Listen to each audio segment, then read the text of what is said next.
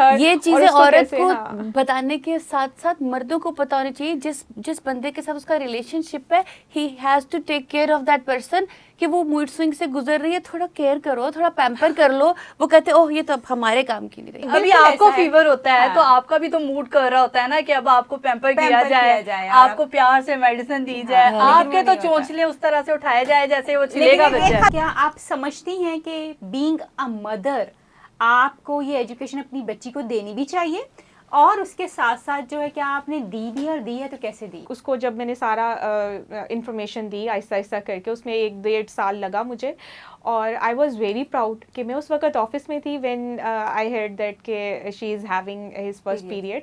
तो उसको डर नहीं लगा। मैंने उसका पाउच उसके बैग में कंटिन्यूसली पिछले 1 साल से उसके साथ भेज रही थी कि उसको पता हो कि उसने स्कूल में भी नहीं डरना, उसको घर में भी नहीं डरना, और इट्स अ नेचुरल प्रोसेस और उसको गुजरना है। वो वाला बचपन जो मैंने देखा ना, वो बड़ा खूबसूरत सा और बड़ा वो जिद्दम जिद्दी वाला था। तो अब मम्मी को पता चल गया तो सारी बहनों ने भी चीखा करना है कि हम सब भी इसी में से गुजरते हैं, ये कोई अनोखी है। बड़ी खूबसूरत बात की। कुछ दिन पहले जो है ना किसी क्लाइंट ने फोन किया तो उसने बताया कि पीरियड्स के दिनों में ना मेरा मूड बहुत ज्यादा खराब हो जाता है। मूड स्विंग्स बहुत ज्यादा जो है ना वो होना शुरू हो जाते हैं।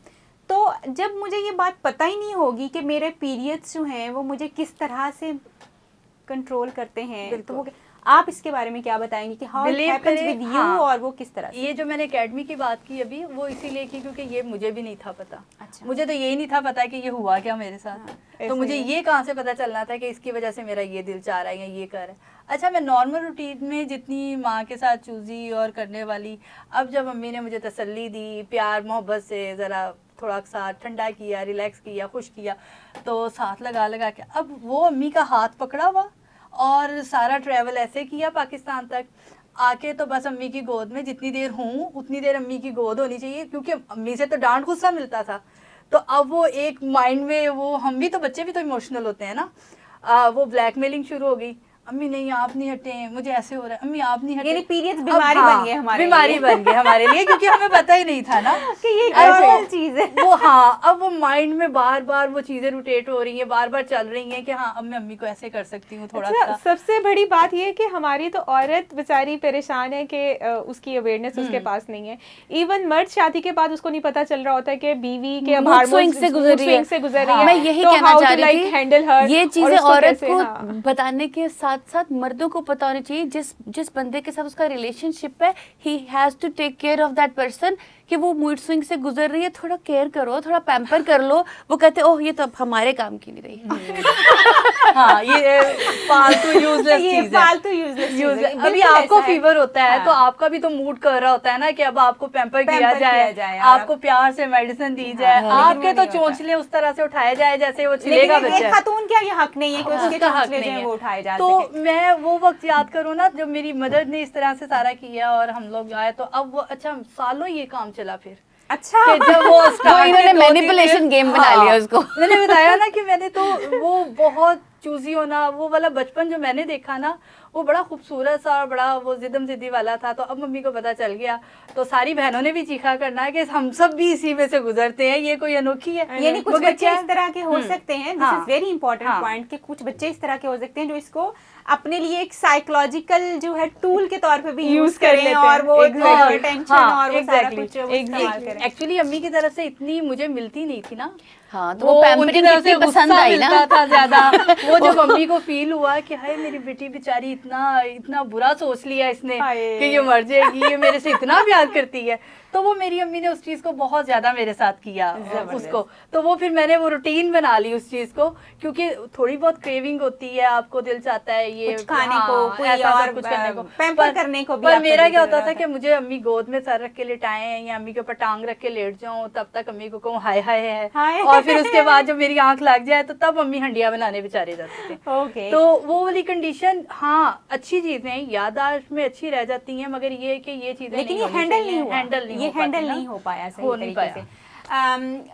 अस्मा, आप बताइए कि ये जो चीज़ें जैसे अभी हम बात कर रहे हैं कि इसकी अवेयरनेस जो है वो बहुत ज़्यादा होनी चाहिए। आप तीनों ही मदर्स हैं, आपने अपनी बच्चियों को, आपके बेटे भी हैं और बेटियां भी हैं माशाल्लाह, तो क्या आप समझती हैं कि बीइंग अ मदर आपको ये एजुकेशन अपनी बच्ची को देनी भी चाहिए, और उसके साथ साथ जो है क्या आपने दी भी और दी है तो कैसे दी है? ये तीनों सवाल है मेरे आपसे। ये बहुत इंपॉर्टेंट क्वेश्चन है और जो हर औरत को, हर मदर को अपने सोसाइटी में ये इनिशिएटिव लेना पड़ेगा, क्योंकि बच्चा अगर बाहर से इंफॉर्मेशन ले तो वो सही नहीं होती। जो अगर आपको घर में इंफॉर्मेशन देने, क्योंकि हम एक एक्सपीरियंस से गुजरे होते हैं, तो मैंने जब अपने एक्सपीरियंस और मैंने जब सोचा था कि मेरी बेटी होगी, एक सर्टेन एज में जाएगी, तो मैंने उसको ये सारा नॉलेज देना है। इवन लड़कों को भी शुरू कर दिया साथ साथ ही मैंने लाइक 10 साल की थी, 9-10 साल की थी, आहिस्ता आहिस्ता थोड़ा थोड़ा यानी आपने उसकी बॉडी में आने वाले चेंजेस से चीजें जो है वो बिल्कुल बिल्कुल। और ये इंस्पिरेशन आपको अपने तजर्बे से किसी नहीं और ने नहीं कहा कि बेटा ये करना जरूरी है। एग्जैक्टली कि वो डरे ना, वो घबराए ना, उसको ये पता हो कि इट्स अ नेचुरल प्रोसेस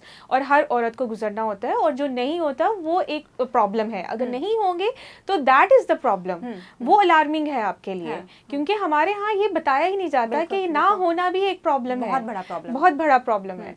तो मैं लाइक उसको जब मैंने सारा इंफॉर्मेशन दी आहिस्ता आहिस्ता करके, उसमें 1-1.5 साल लगा मुझे, और आई वॉज वेरी प्राउड कि मैं उस वक्त ऑफिस में थी व्हेन आई हर्ड दैट के she is having his first period. तो उसको डर नहीं लगा, ठीक है। मैंने उसका पाउच उसके बैग में कंटिन्यूसली पिछले 1 साल से उसके साथ भेज रही थी कि उसको पता हो कि उसने स्कूल में भी नहीं डरना, उसको घर में भी नहीं डरना, और इट्स अ नेचुरल प्रोसेस और उसको गुजरना है। जबरदस्त, ठीक है। यानी आपने तकरीबन 8-9 साल की उम्र, एक तो आपने पहले से उसको एजुकेट करना शुरू किया, 8-9 साल की उम्र में आपने उसको पीरियड्स के बारे में भी बताना शुरू कर दिया, and then you put in some pouch in her bag, जब कभी उसको जरूरत पड़े तो वो परेशान हुए बगैर। This is really good strategy. Mao और आजकल की माओ खास तौर पे बड़ी जरूरत है आपकी बेटियों को आपकी, और आप उनकी सहेलियां बजाय कि वो स्कूल में एम्बैरेस हो रही हो, और यकीन करें जितना कॉन्फिडेंस लेवल, जितने कंफर्ट जोन पे इन्होंने रखा अपनी बेटी को, आई डोंट थिंक सो कि वो इससे ज्यादा किसी पे ट्रस्ट भी कर सकेगी। मैं अपने बच्चों की दोस्त हूँ, मेरे बच्चों को आज तक दोस्त की जरूरत नहीं पड़ती, ठीक है, और वो मुझसे हर चीज डिस्कस करते हैं, और ये कंफर्ट जोन आपको देना पड़ता है, ताकि आपके बच्चे, क्योंकि बाहर इस वक्त जो हालात चल रहे हैं ना, बच्चों को सही इंफॉर्मेशन बहुत ज्यादा है, इतनी ज्यादा है कि उसमें वो सॉर्ट आउट करना बहुत मुश्किल है कि कौन सी सही है, कौन सी गलत है। Very nice.